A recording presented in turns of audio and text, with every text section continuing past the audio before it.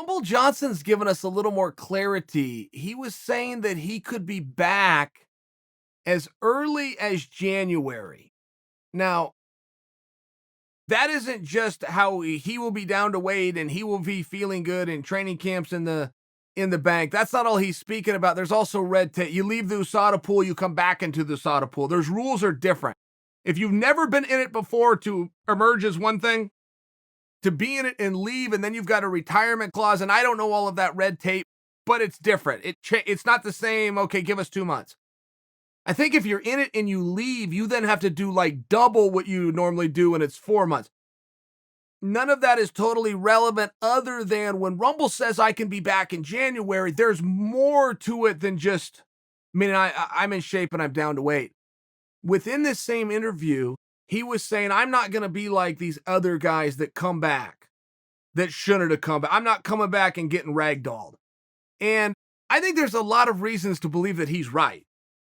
There's always this misconception that an athlete will fall for, which is I was competitive in my time. And even though I haven't been doing it and possibly I've regressed, the guys of today aren't as good as the guys of my time. So I can step right in and play. And what they all find out embarrassingly is no, the entire sport has progressed. So now you've found out that you had to leave because you were having a hard time competing with your guys, and you most certainly can't compete with today's guys. Okay, fine. But it's one of these lessons that no matter how many times you see other people go through, an athlete will always be inclined to make that same mistake. He'll get in the same car and crash into the same wall over and over again, just the way it goes. But Rumble is different because there was a gap. Rumble could be as guilty as everybody else, where by not doing something, his skills went from here to here. It's a very real thing, and he could quite possibly be. Just don't forget, there was a gap when he left. You had Rumble and you had Cormier. Then you had whoever was third. But there was a big step down. So I would just suggest for you that even if he has gone back a little bit, and it also comes down to, well, who's he going to be matched up with? He could very easily not have one of today's guys. He could very easily be matched up with somebody of his era. Though there's a lot of them still fighting. A lot of them that are still out there that who, by the way, happen to still be in the top 10. Glover Teixeira comes to mind. I'm not saying he's going to end up with a rematch. I'm just proving the point that there's many guys. It's not as though Rumble stopped in the 90s. Rumble's only been done for a minute.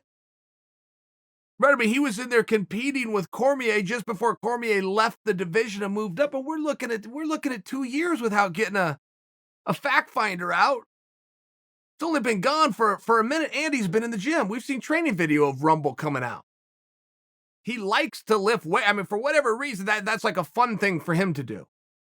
He likes certain exercises that he's gone in and done the whole time. So I don't see this big regression coming from Rumble. I see an excitement around Rumble. And I think that even if he falls victim to what so many other athletes do, which is your first time back, you don't have the best performance of your career. There was a gap. There was a big gap for a period of time. And I'm not totally in love with the idea of Rumble coming back at 205. It's fun, but there was something more fun of Rumble coming back at heavyweight. And I imagine someone somewhere grabbed him and goes, okay, here's what we need to do. And that could have been contractually where they go, look, the best spot that we're looking to fill, if we're going to fill it with you, is going to be at 205. It could have been one of his coaches.